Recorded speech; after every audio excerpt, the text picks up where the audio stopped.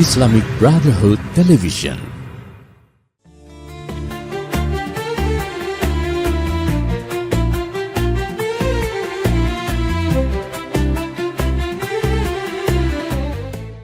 Alhamdulillah Rabbil Alamin, wassalatu wassalamu ala sayyidil mursalin Sayyidina Muhammadin wa ala alihi wa sahbihi ajma'in bisanadil muttasil ila Imam Hujjatul Islam Abi Hamid Muhammad bin Muhammad Al-Ghazali At-Tusi rahimahullah ta'ala wa nafa'ana bihi fid dharain amin. Ila anqal Al-thalithu al-imsak an isali syai' ila al-jawf amdan ma'a dhikri shaum. Nah, yang ketiga yang perlu diperhatikan dalam puasa apa? Kata Imam Al-Ghazali, kewajiban yang harus dilakukan. Ats-tsalits al-imsak an isali syai' ila al-jawf 'amdan ma'a dzikri shaum.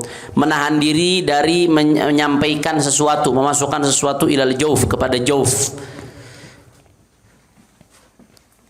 Amdan, dengan sengaja, ma'a dzikri shaum, dalam keadaan dia ingat bahwasanya dia berpuasa. Beda halnya dengan orang yang dalam keadaan lupa.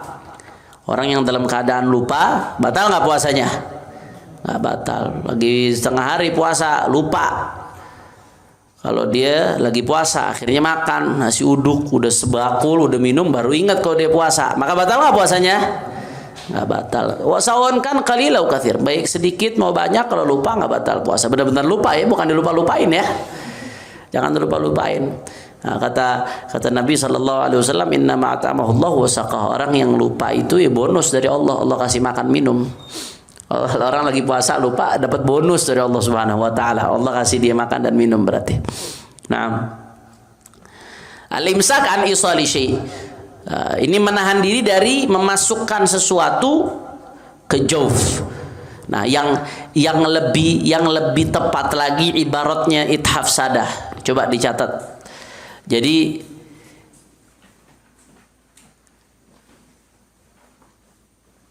yang membatalkan itu, ini bagus banget ibarat ithaf sadah. Al-ain al-wasil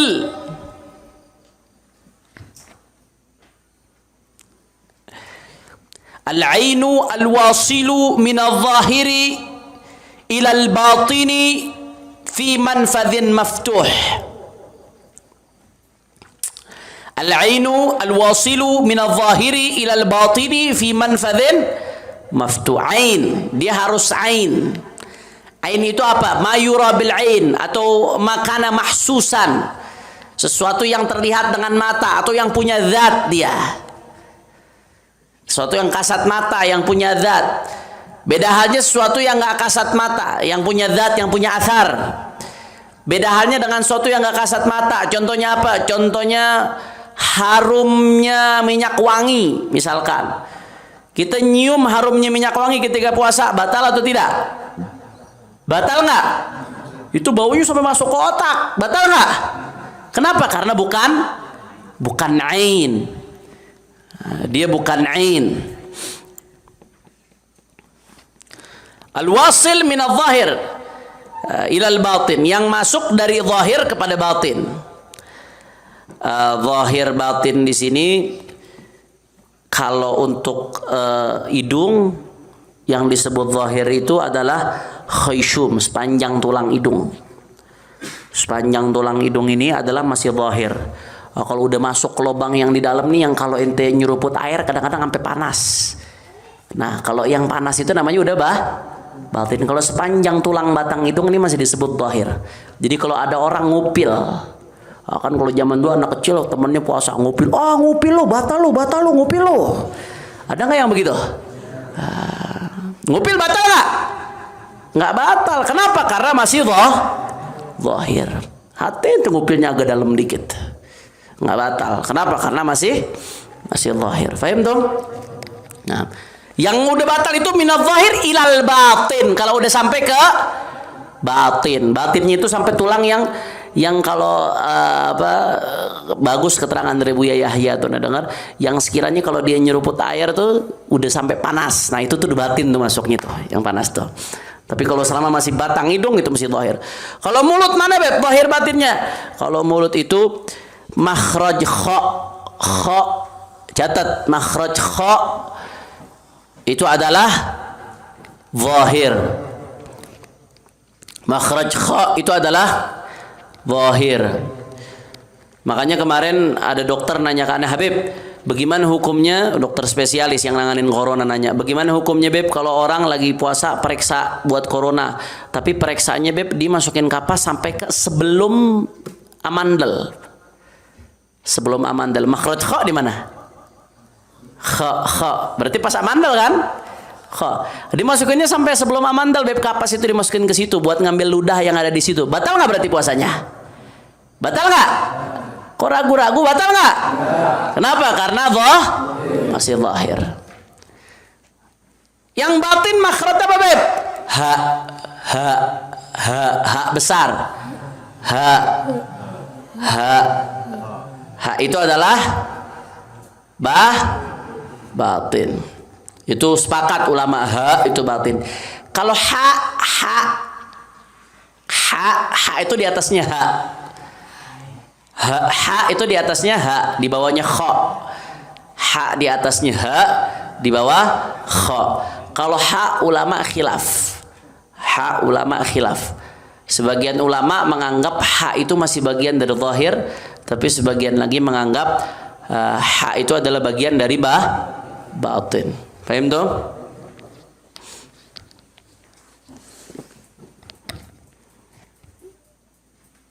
Ya, kalau nggak salah yang nganggap ha itu masih batin adalah Imam Nawawi. Imam Rafi'i mengatakan ha itu sudah zahir. Nanti dicek lagi, dicek ke Minhaj itu. Ana lupa detailnya. Pokoknya salah satu dari keduanya tuh, Imam Nawawi, Rafi'i. Salah seingat ana, silakan dicek lagi. Ha menurut Al-Imam Nawawi itu masih batin.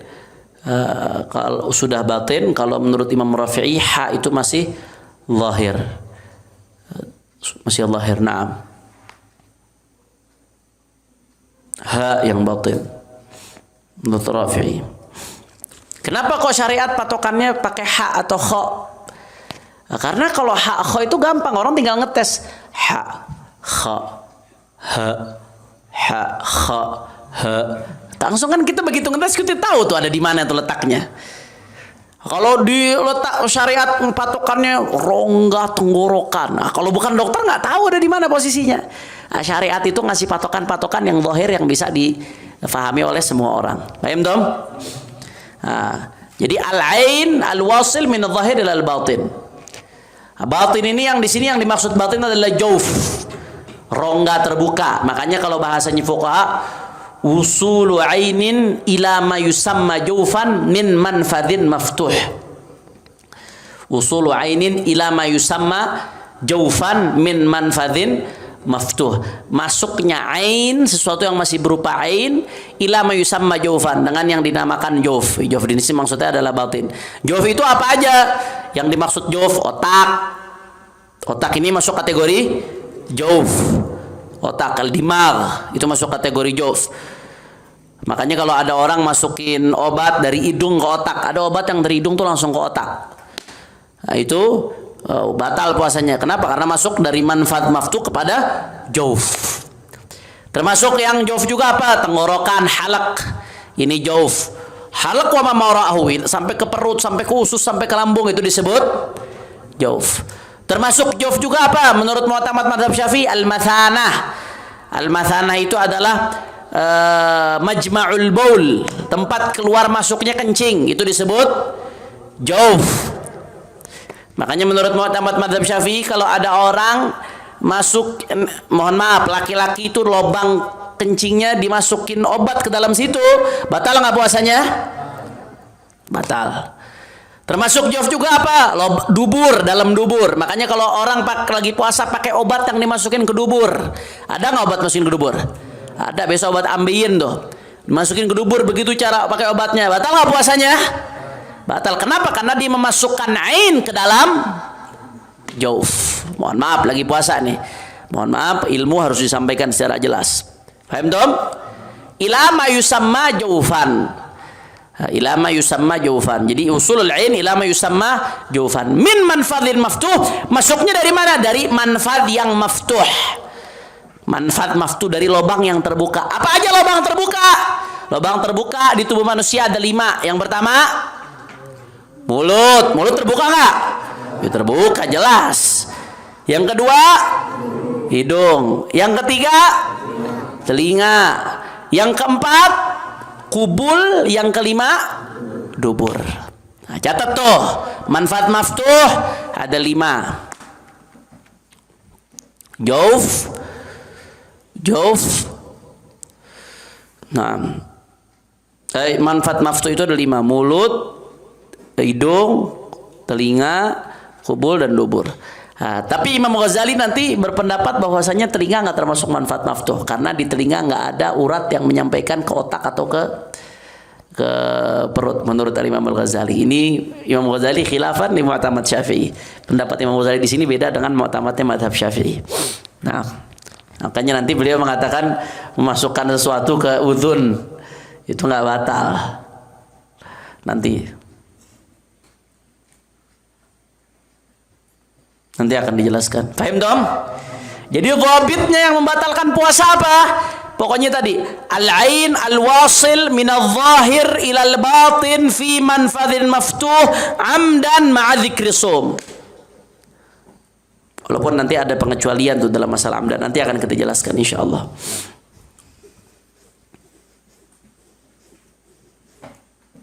Paham tom? Maka fayafsudu shaumuhu bil aqal. Dijelaskan Imam Ghazali. Fayafsudu shaumuhu bil aqal.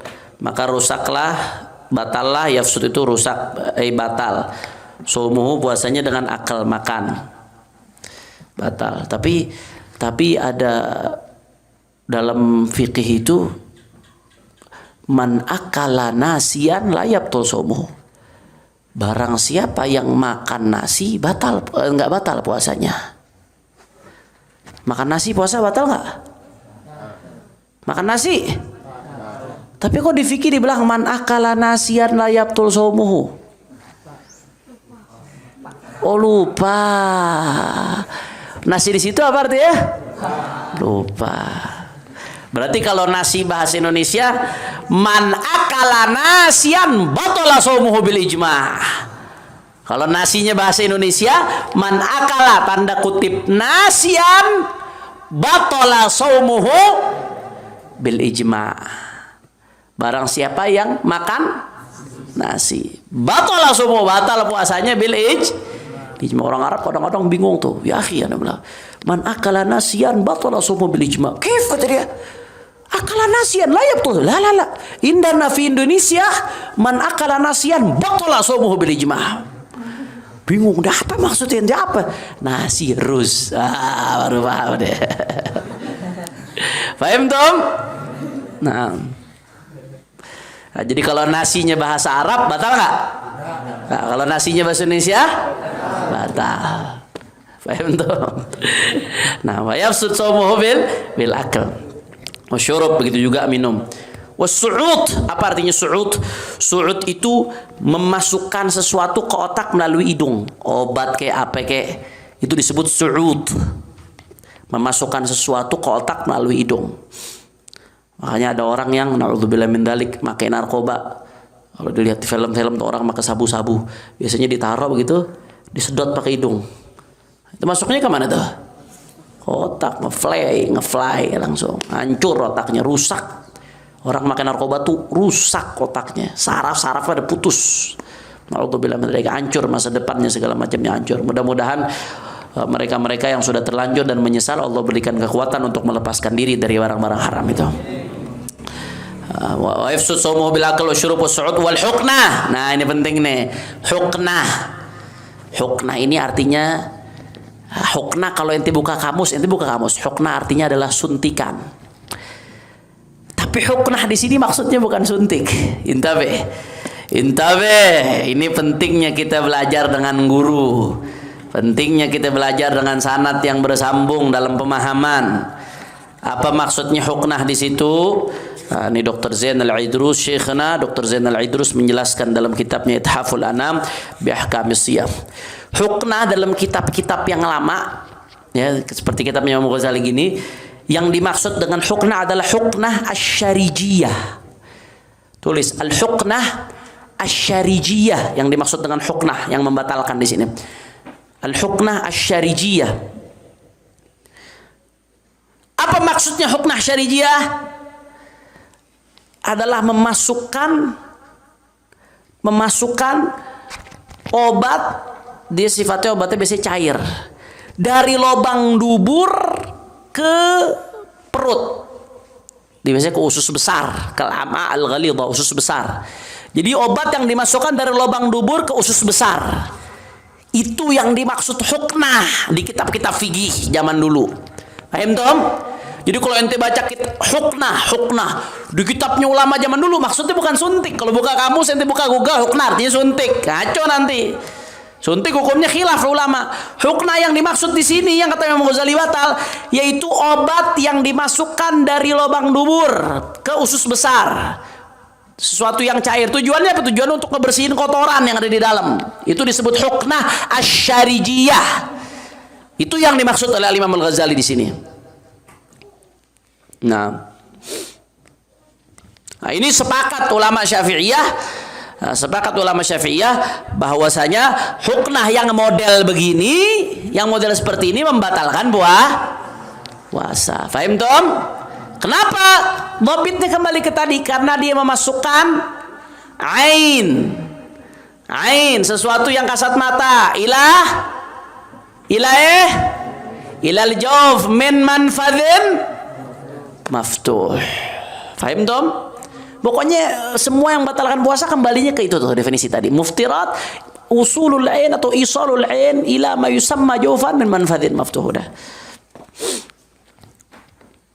Nah, itu huknah yang membatalkan puasa, bukan suntikan. Kalau suntikan bagaimana Beb hukumnya Beb? Kalau suntikan hukumnya lain lagi. Suntikan. Ulama ada 4 pendapat masalah suntikan. Kemarin dijelasin sama Dr. Abdul Rahman tuh ketika daurah beliau terakhir nih, sebelum kita tutup terakhir udah jam 4:04. Terakhir hukumnya suntikan apa? Ulama ada 4 pendapat hukum suntikan. Ada 4 pendapat ulama muasirin. Pendapat pertama mengatakan suntikan itu baik nyuntiknya di urat atau nyuntiknya di otot atau daging membatalkan puasa. Itu pendapat pertama. Pendapat pertama mengatakan yang namanya suntikan baik nyuntiknya di urat. Suntikan kan ada yang disuntiknya di urat tuh buat masukin obat.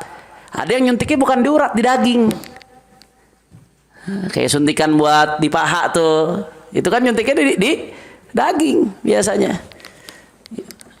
Nah, suntikan baik di urat atau di daging membatalkan puasa mutlakon. Pokoknya yang namanya nyuntik itu batal puasa. Itu pendapat pertama. Itu pendapat pertama adalah pendapatnya banyak ulama Hadramut. Di antaranya adalah Al-Allamah Syekh Salim Sa'id Bukayyir Baghaithan. Itu pendapat pertama yang mengatakan yang namanya suntikan batal. Itu pendapatnya Syekh Salim Sa'id Bukayyir Baghaithan. Anda nggak nyebutin dalilnya satu-satu karena waktunya sangat sempit. Saya cuma menyebutkan pendapatnya aja. Kemudian ada pendapat yang kedua mengatakan apa? Yang namanya suntikan nggak batal mutlakon, baik nyuntik di urat atau nyuntik di otot, di daging. Mutlakon tidak batal. Itu pendapat yang kedua. Pendapat yang kedua mengatakan orang lagi puasa nyuntik baik di urat atau di daging mutlakon tidak batal, la yuftir.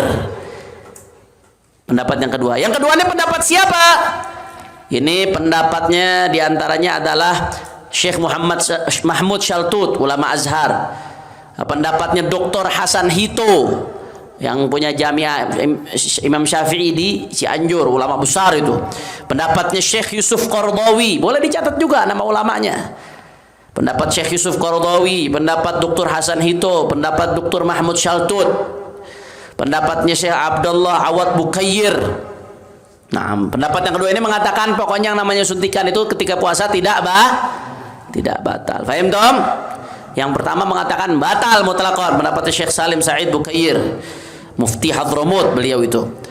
Yang kedua mengatakan batal, pendapatnya Dr. Yusuf Qaradawi, tidak batal, dan Dr. Hasan Hito. Pendapat ketiga mengatakan tafsil, dilihat. Kalau suntikannya di urat maka batal. Pendapat ketiga. Kalau suntikannya di urat, maka hukumnya batal. Tapi kalau suntikannya di otot, maka tidak batal. Suntikannya di urat, batal. Suntikannya di otot, tidak batal. Ada suntikan-suntikan yang di urat nyuntik ya. Ada suntikan yang di urat itu batal. Kenapa? Karena dari urat itu ngalir kemana-mana, bisa sampai ke perut, sampai ke jantung, sampai ke mana, ngalir ke jov dia. Faham dong? Ulama yang mengatakan nggak batal sama sekali tadi mengatakan karena suntik itu bukan dari manfaat maftuh, mustahdath, dibikin maftuhnya itu, nggak batal. Beda halnya dengan makan, dari manfaat maftuh, obat dari dubur dari manfaat maftuh. Kalau suntik itu dari manfaat yang nggak maftuh. Itu tadi pendapat yang kedua yang mengatakan nggak batal. Sedangkan yang ketiga mengatakan kalau walaupun manfaatnya dibikin, tapi udah maftuh sekarang. Nah, kalau dari urat maka dia akan sampai ke jov, maka batal. Tapi kalau suntikan yang dari otot itu nggak ada aliran kemana-mana, dia cuma ngeresep lewat pori-pori doang, maka tidak Ini yang ketiga pendapatnya Al-Allamah Al-Habib Abdullah bin Mahfud Al-Haddad, Mufti Hadramut, pendiri Universitas Al-Ahqaf. Ini pendapat yang ketiga, ini kuat secara madhab karena ada nasnya. Dia ilhaq. Nanti anda jelaskan kalau ada waktu ilhaq ke nusus madhab. Allah, ini termasuk mujtahidul fatwa, naqalah beliau, termasuk naqalatul madhab. Bisa ilhaq beliau sudah ini. Dr. Abdul Habibullah Mahfud Al-Allamah Al-Habib Abdullah bin Mahfud Al-Haddad, Mufti Hadramut dan pendiri Universitas Al-Ahqaf. Nah, jadi pendapat beliau kalau dari urat batal nggak? Batal nggak?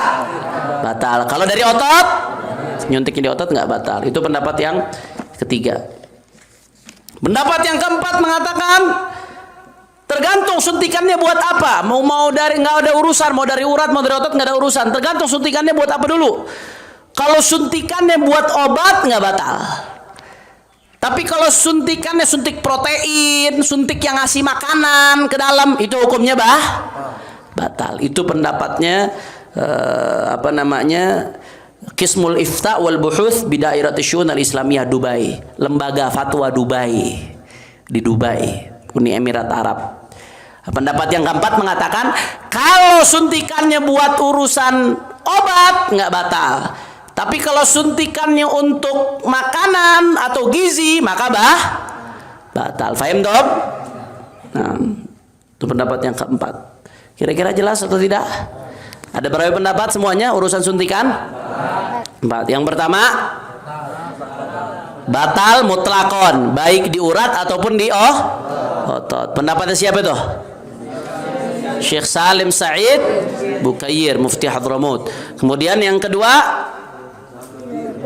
tidak batal mutlakon, baik di urat atau di otot. Pendapat yang ketiga, tapi yang kedua tadi pendapatnya siapa?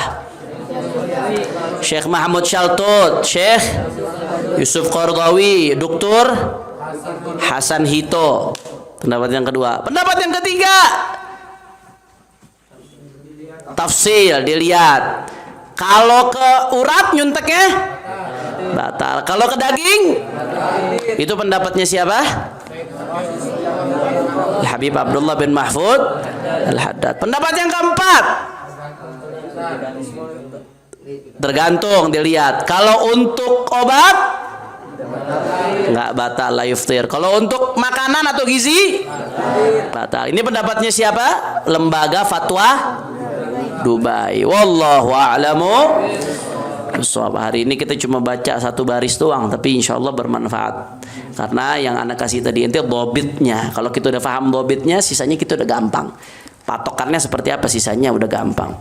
Nah, يا ربنا اعترفنا بأننا اقترفنا وأننا أسرفنا على لظى أشرفنا فتب علينا توبة تغسل كل حوبة واستر لنا العورات وآمن الروعات واغفر لوالدينا ربي ومولودينا والأهل والإخوان وسائر الخلان وكل ذي محبة أو جيرة أو صحبة والمسلمين أجمع آمين ربي فاسمع فضلا وجودا منا بالمصطفى الرسول نهضى بكل سول صلى وسلم ربي عليه عد الحب وآله وصحبه هدادة تشي الصحب والحمد لله في البدء والتناهي والحمد لله رب العالمين. Tadi sebelumnya terakhir anda lupa, Beb, dari 4 pendapat itu ikut yang mana, Beb? Mana yang boleh diikutin? 4-4-nya boleh diikutin. Nah, tapi lebih baik kalau nggak butuh-butuh banget nggak usah nyuntik di siang hari. Ya, kalau nggak butuh-butuh banget buat apa? Kalau bisa diundur malam aja setelah buka. Karena jadi mukhtalafun fih puasanya nanti jadi perdebatan antara ulama. Sebagian bilang sah, sebagian bilang nggak sah. Buat apa? Lebih baik kita ibadah yang muttafaq alaih, yang disepakatin. Jadi kalau nggak butuh-butuh banget nyuntikin di malam. Tapi kalau emang ada haja mau taklid yang mana? Kalau Dr. Zain Al-Idrus guru ana mentarjih pendapat gurunya, yaitu Al-Allamah Al-Habib Abdullah Mahfudz Al-Haddad Syekh Masyayikhina. Itu tarjihnya menurut beliau itu lebih kuat karena dasarnya secara fikih Syafi'i cukup kuat, di ilhaq kepada nas yang sudah ada. Nah, tapi mau ikutin pendapat yang lain juga boleh. Itu semua pendapat dari ulama-ulama yang memang pakar di bidangnya. Wallahu a'lam. Fatihah hadratin Nabi Muhammad sallallahu alaihi wasallam, sumairul Imam Al-Ghazali, usulih wa furu'i wa jimin sabayilih, thumma al-Imam Al-Alama Murtada Az-Zabid, Al-Alama Abdullah Mahfudz Al-Haddad wa jami' man dzukira asma'uhum. أن الله يتغشاهم بالرحمة والمغفرة ويعيد علينا من بركاته مصار من وارث الآخرة ويبارك لنا في هذا الشهر المبارك ويجعلنا ممن قام ليلة قدره على هذه النية ولكل نية صالحة جامعة شاملة وإلى حضرة النبي محمد صلى الله عليه وسلم بسر الفاتحة. بسم الله الرحمن الرحيم الحمد لله رب العالمين الرحمن الرحيم مالك يوم الدين إياك نعبد وإياك نستعين اهدنا الصراط المستقيم صراط الذين أنعمت عليهم غير المغضوب عليهم ولا الضالين. ربنا تقبل منا إنك أنت السميع العليم وتب علينا إنك التواب الرحيم. يا البعل يا البعل يا البعل الشفاعة كل كربة تنجلي وبكم يا أهل الله كل حاجة قضي. وصلى الله على سيدنا محمد وصلى الله عليه وسلم. الحمد لله رب العالمين بالقبول.